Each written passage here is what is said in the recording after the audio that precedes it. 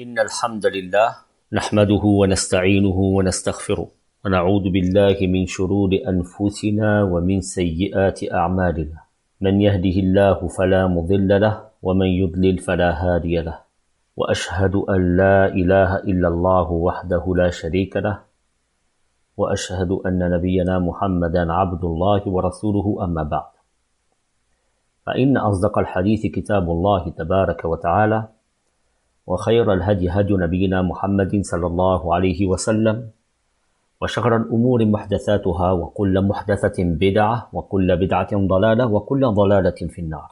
أما بعد, l'imam Ibn Kathir rahimahullah tabaraka wa ta'ala a réservé tout un chapitre sur les mérites de Moussa alayhi salatu wassalam, tout en faisant allusion de manière succincte aux similitudes entre lui et notre prophète Mohammed et leurs communautés respectives. Nous avions d'ailleurs consacré pour cela un cours entier détaillant ce sujet. C'est le cours numéro 57 de cette même série et je vous invite à y revenir. Concernant les mérites et les caractéristiques de Moussa, l'imam Ibn Kathir, rahimahullah tabaraka wa ta'ala, va citer toute une série de versets et de hadiths qui nous montrent le mérite de ce grand prophète. Allah dit Jalla wa ala, واذكر في الكتاب موسى إنه كان مخلصا وكان رسولا نبيا وناديناه من جانب الطور الأيمن وقربناه نجيا ووهبنا له من رحمتنا أخاه هارون نبيا. Les versets numéro 51 à 53 de la sourate Maryam. Et rappelle dans le livre Moussa, il était un élu ainsi qu'un messager et un prophète. Nous l'appelâmes du côté droit du mont et nous le fîmes s'approcher pour lui parler. Et par notre miséricorde, nous fîmes de son frère Haroun un prophète. قال الله تبارك وتعالى قال يا موسى إني اصطفيتك على الناس برسالاتي وبكلامي فخذ ما آتيتك وكن من الشاكرين. La sourate 7, le verset 144. Et Allah dit, ô Moussa, je t'ai choisi parmi tous les hommes pour recevoir mes messages et entendre ma parole. Prends donc ce que je te donne et sois du nombre des reconnaissants. Nous avons rappelé que le prophète sallallahu alayhi wa sallam a dit لا تخيروا بين الأنبياء فإن الناس يصعقون يوم القيامة فأكون أول من تنشق عنه الأرض فإذا أنا بموسى آخذ بقائمة من قوائم العرش فلا أدري أكان في من صعق أم حوسب بالصعقة الأولى. Voici la version de l'imam al-Bukhari sur le numéro 2412. L'imam Ibn Kathir rahimahullah tabaraka wa ta'ala a rapporté une version un petit peu différente de celle-ci, mais j'ai voulu vous rapporter la version de l'imam al-Bukhari telle qu'elle était dans son Jami' al-Sahih de l'imam al-Bukhari. Le prophète a dit alayhi salatu wassalam dans ce hadith, ne faites pas de préférence entre les prophètes, car les gens seront foudroyés au jour de la résurrection. Je serai le premier pour qui la terre se fendra, c'est-à-dire je serai le premier à me relever de ce foudroiement, et je trouverai Moussa tenant l'une des assises du trône. Ainsi, je ne saurais pas s'il fut foudroyé lui aussi, ou s'il en a été préservé en raison du foudroiement qu'il vécut la première fois, c'est-à-dire sur le mont.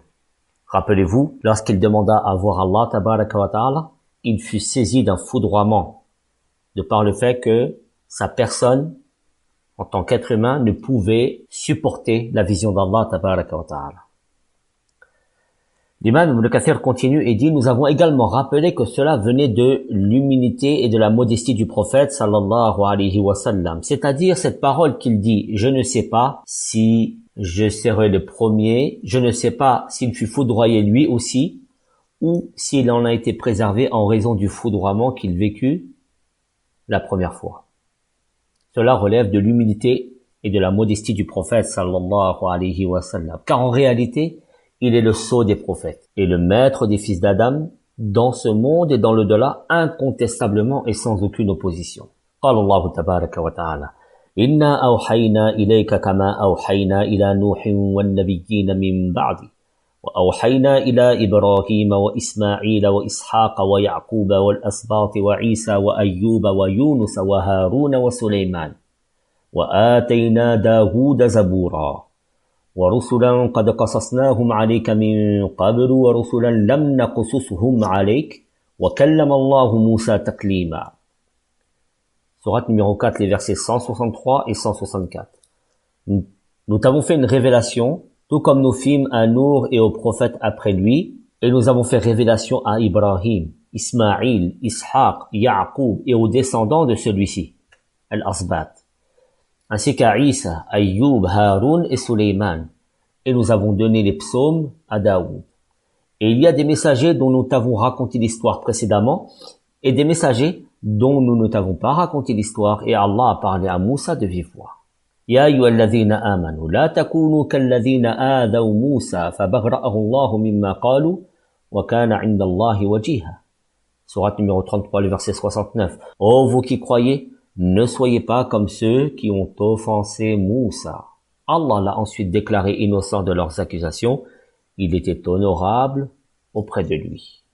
L'imam al-Bukhari, rahimahullah, tabaraka wa ta'ala, rapporte d'après Abi Huraira que le messager d'Allah, sallallahu alayhi wa sallam, a dit: Moussa était pudique et décent, et ne montrait jamais rien de son corps. Certains parmi les enfants d'Israël le calomnièrent, en disant: rien n'empêche Moussa de se montrer, c'est-à-dire de se montrer nu, si ce n'est un défaut physique, la lèpre, ou une maladie, ou un défaut, ou autre chose. Ils ont cité plusieurs choses dans ce hadith.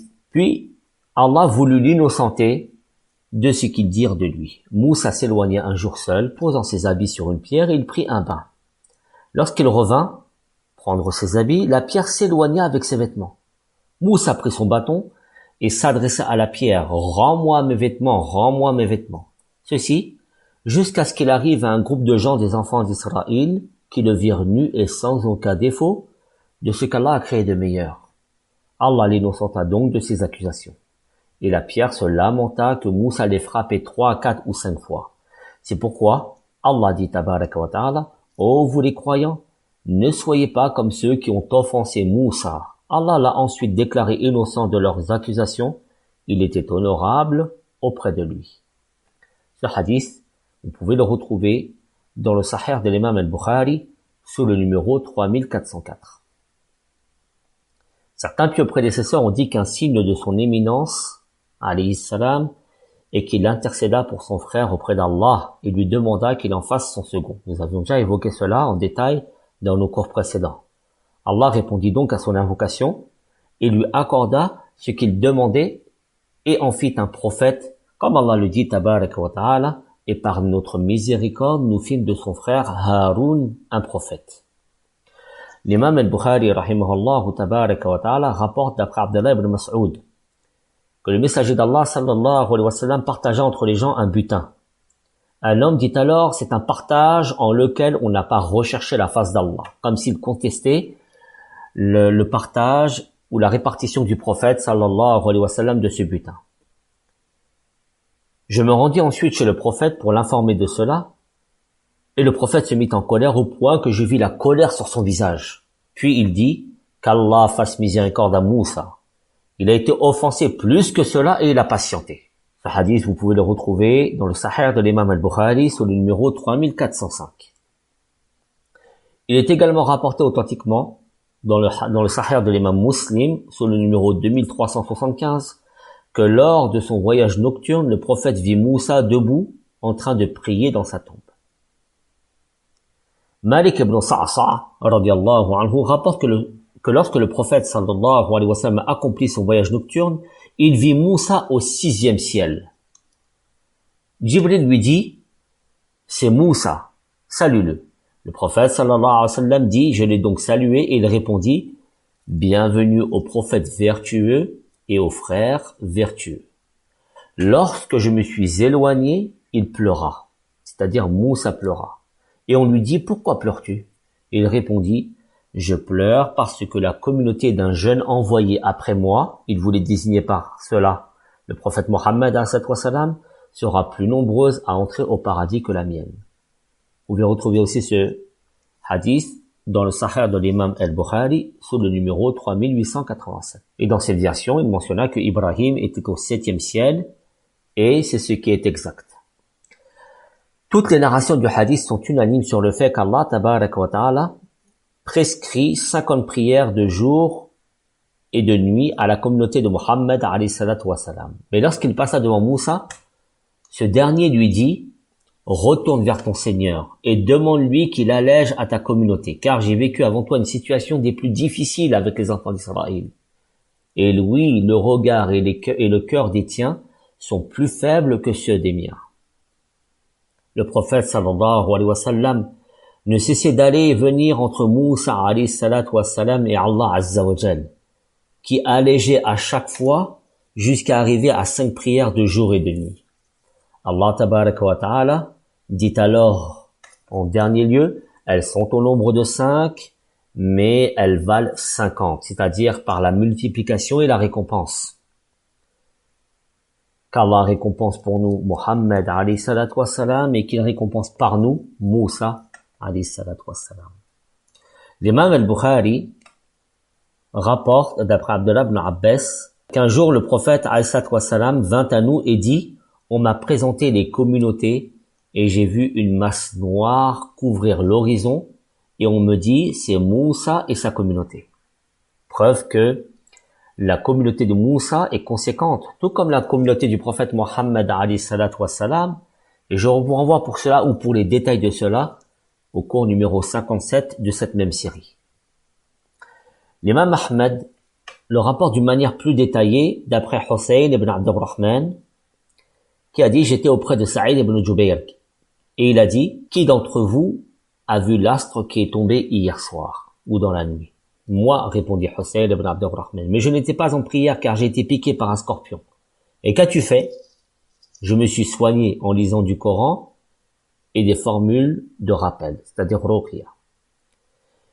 Et qu'est-ce qui t'a amené à agir de la sorte? Lui demande Hussein de répondre: un hadith qui nous a été transmis par Al-Sha'bi, rahimahullah, d'après Buraydat al-Aslami, qui a dit: pas de ruqya si ce n'est pour guérir du mauvais œil ou d'une piqûre ou d'une morsure vénéneuse. Saïd de répondre: a bien agi celui qui met en pratique ce qu'il entend. Et Ibn Abbas nous a rapporté que le prophète alayhi salatu wassalam a dit: on m'a présenté les communautés et j'ai vu un prophète avec un petit groupe de gens, un autre avec 1 ou 2 hommes, ou un autre encore venir seul le jour du jugement. Puis on m'a montré une masse noire immense, et je demandais: c'est ma communauté? On me répondit: c'est la communauté de Moussa. Regarde plutôt à l'horizon, et je vis une masse énorme. Puis on me dit: regarde de ce côté, et j'ai vu encore une masse immense, et on me dit: c'est là ta communauté. Et avec eux viendront 70 000 personnes qui entreront au paradis sans jugement et sans châtiment. Le prophète sallallahu alayhi wa sallam se leva alors et rentra chez lui. Les gens se mirent à débattre à ce sujet et se demandaient qui étaient ces 70 000 qui entreront au paradis sans jugement et sans châtiment. Certains avancèrent que ce sont les compagnons du prophète sallallahu alayhi wa sallam, d'autres ont dit qu'il s'agissait de ceux qui étaient nés en islam et n'ont jamais rien associé à Allah, et d'autres hypothèses encore furent soulevées. Le messager d'Allah sallallahu alayhi wa sallam revint vers eux et dit: de quoi débattiez-vous? Ils l'informèrent de ce qu'il disait et il répondit: ils sont ceux qui ne pratiquent pas la cautérisation, la yaktaoun.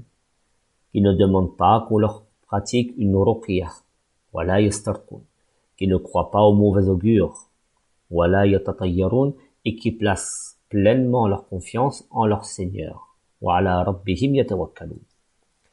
Ukasha ibn Mihsan al-Asadi se leva et dit: ô messager d'Allah, invoque Allah pour que je fasse partie de cela. Le prophète de répondre: tu es l'un des leurs. Puis un autre homme se leva et dit: ô messager d'Allah, invoque Allah pour que je fasse partie de cela.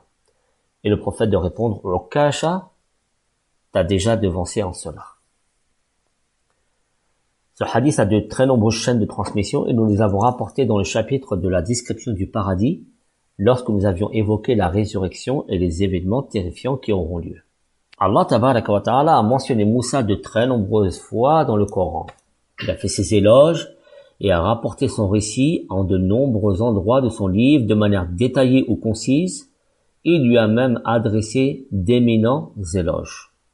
Très souvent, Allah tabaraka wa ta'ala lui cite lui et son livre en le liant à Muhammad sallallahu alayhi wa sallam et son livre.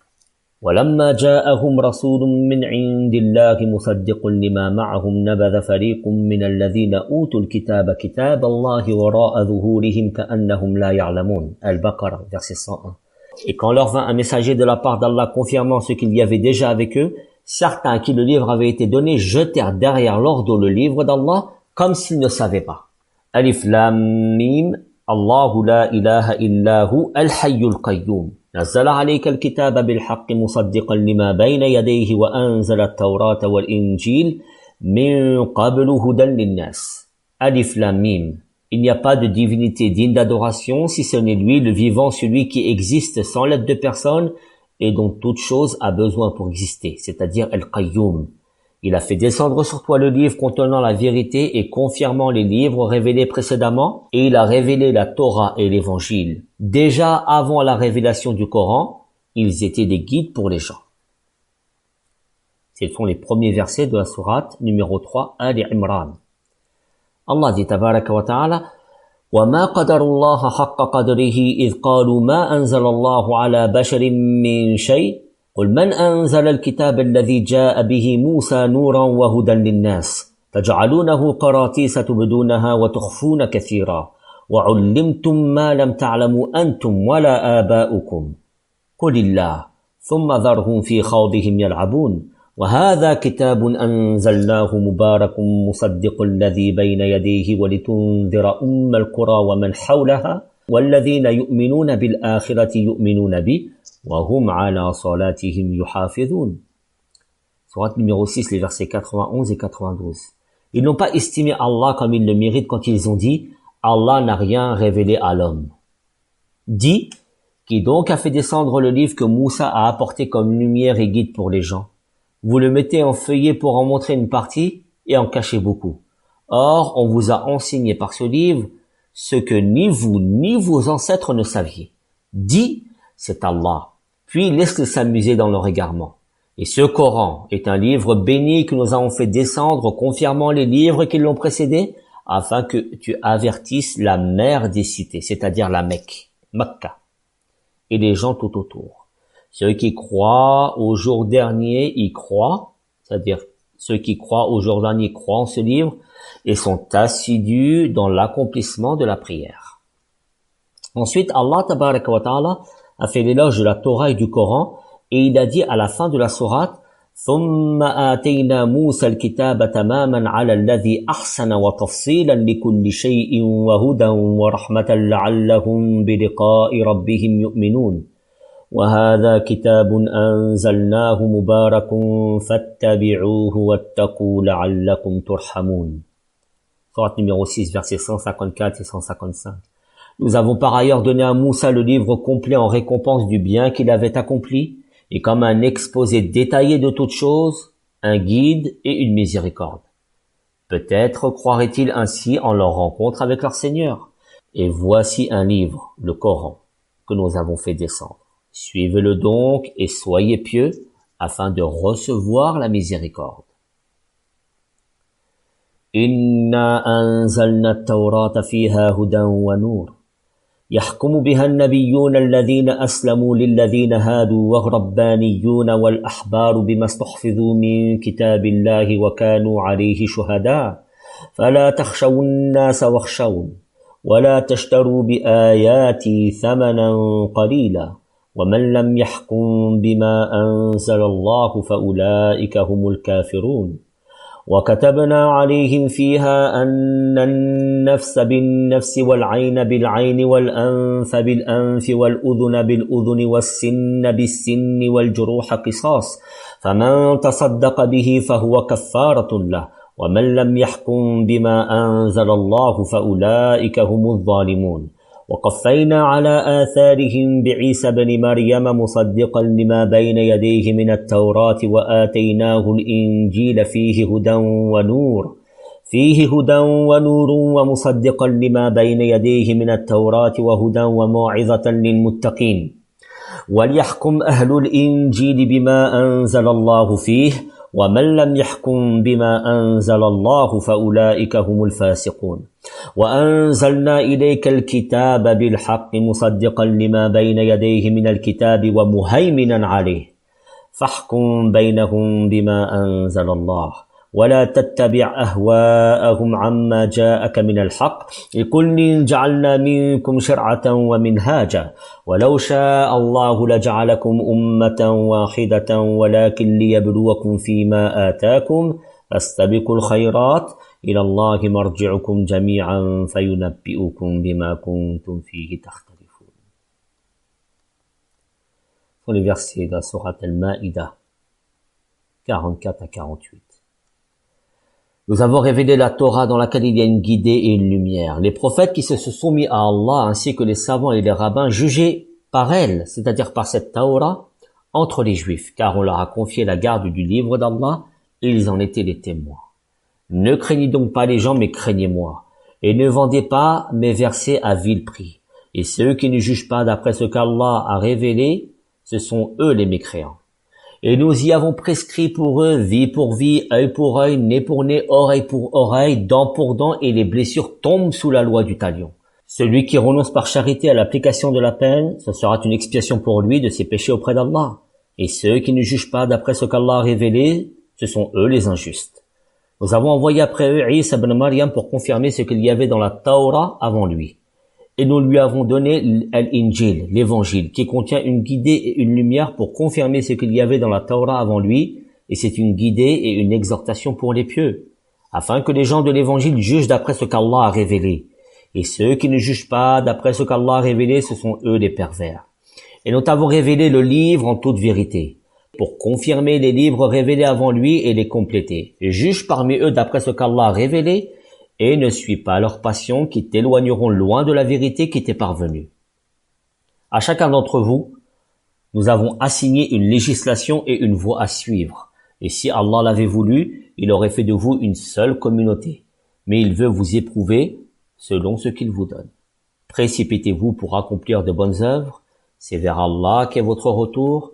Il vous informera alors de ce sur quoi vous divergiez. Allah a fait du Coran un livre prééminent sur tous les autres, venant les confirmer et exposer les modifications et changements que les gens y ont opérés. On a confié aux gens du livre la garde de leur livre, mais ils n'ont pas été capables de le préserver et le protéger. C'est pourquoi leur livre fut touché par leurs modifications et transformations en raison de leur mauvaise compréhension, leur manque de science, leurs objectifs vils et leur traîtrise vis-à-vis de leur divinité. Jusqu'à ce que l'imam Ibn Kathir a dit, c'est pourquoi on trouve dans leurs livres des erreurs flagrantes, innombrables et inégalées concernant Allah et son messager. وَلَقَدْ آتَيْنَا مُوسَى وَهَارُونَ الْفُرْقَانَ وَضِيَاءً وَذِكْرًا لِلْمُتَّقِينَ الَّذِينَ يَخْشَوْنَ رَبَّهُمْ بِالْغَيْبِ وَهُمْ مِنَ السَّاعَةِ مُشْفِقُونَ وَهَذَا ذِكْرٌ مُبَارَكٌ أَنزَلْنَاهُ أَفَأَنْتُمْ لَهُ مُنْكِرُونَ. Sourate 21, les versets 48 à 50. Nous avons donné à Moussa et Haroun le livre du discernement ainsi qu'une lumière et un rappel pour les gens pieux qui craignent leur Seigneur, bien qu'ils ne le voient pas, et redoutent l'heure de la fin du monde. Ce Coran est un rappel béni que nous avons fait descendre. Allez-vous donc le renier? فَلَمَّا جَاءَهُمُ الْحَقُّ مِنْ عِنْدِنَا قَالُوا لَوْلَا أُوتِيَ مِثْلَ مَا أُوتِيَ مُوسَى أَوَلَمْ يَكْفُرُوا بِمَا أُوتِيَ مُوسَى مِنْ قَبْلُ قَالُوا سِحْرَانِ تَظَاهَرَا وَقَالُوا إِنَّا بِكُلٍّ كَافِرُونَ قُلْ فَأْتُوا بِكِتَابٍ مِّنْ عِنْدِ اللَّهِ هُوَ أَهْدَى مِنْهُمَا أَتَّبِعْهُ إِن كُنتُمْ صَادِقِينَ. Sourate 28, versets 48-49. Mais quand la vérité leur est venue de notre part, ils dirent, si seulement il avait reçu la même chose que Moussa. N'ont-ils pas nié ce qui auparavant fut donné à Moussa? Ils dirent, deux magies se sont mutuellement soutenues. Et ils dirent, nous n'avons foi en aucune des deux. Dis-leur, apportez donc un livre venant d'Allah qui soit meilleur guide que ces deux-là, et je les suivrai si vous êtes véridiques. De même, les djinns ont dit à leur peuple, قالوا يا قومنا إنا سمعنا كتابا أنزل من بعد موسى مصدقا لما بين يديه يهدي إلى الحق وإلى طريق مستقيم. La sourate 46, le verset 30. Nous venons d'entendre un livre révélé après Moussa, il voulait signifier par là le Coran, confirmant ce qui l'a précédé. Il guide vers la vérité et vers un chemin droit. De même, lorsque le messager d'Allah sallallahu alayhi wa sallam rencontra Waraqat ibn Nawfal, de ce qu'il avait vu au début de la révélation et qu'il lui récita les premiers versets qui furent révélés du Coran. Iqra bismi rabbika alladhi khalaq, khalaqal insana min alaq, iqra wa rabbukal akramul ladhi 'allama bil qalami 'allama al insana ma lam ya'lam. Lis au nom de ton Seigneur qui a créé l'homme d'une goutte de sang suspendue dans la matrice. Lis, ton Seigneur est le très noble, celui qui a enseigné par la plume, qui a enseigné à l'homme ce qu'il ne savait pas. Waraqat ibn Nawfal dit, cela vient du digne de glorification. Subbuhun subbuhun. Il l'a dit 2 fois, en parlant de Djibril. Il s'agit de l'archange Djibril qui est venu à Moussa ibn Imran. Vous pouvez retrouver cette parole, ou ce hadith, dans le Sahih d'Imam al-Bukhari, sur le numéro 3. En résumé, la législation de Moussa était une législation importante et sa communauté était très nombreuse. On y trouvait des prophètes, des savants, des adorateurs, des ascètes, des gens perspicaces, des rois, des ministres, des chefs et des dignitaires. Mais ils ont disparu et ont changé, à la manière de leur législation. Et ils ont été transformés en singes et en porcs. Puis toute leur religion a été abrogée et il leur est arrivé des événements qu'il serait trop long de mentionner intégralement. C'est pourquoi nous ne rapporterons que ce qui est suffisant à quiconque veut connaître leur histoire si Allah le veut, et c'est en lui que nous plaçons notre confiance. Fin de citation de la parole de l'imam Ibn Kathir rahimahullah tabaraka wa ta'ala. نسأل الله تبارك وتعالى أن يوفقنا جميعا لما يحبه ويرضى ونسأله تبارك وتعالى الهدى والتقى والعفاف والغنى وسبحانك اللهم وبحمدك أشهد أن لا إله إلا أنت أستغفرك وأتوب إليك. Nous parlerons dans le cours prochain, Inch'Allah tabaraka wa ta'ala, du pèlerinage de Moussa ainsi que des circonstances de sa mort. Wassalamu alaikum wa rahmatullahi wa barakatuhu.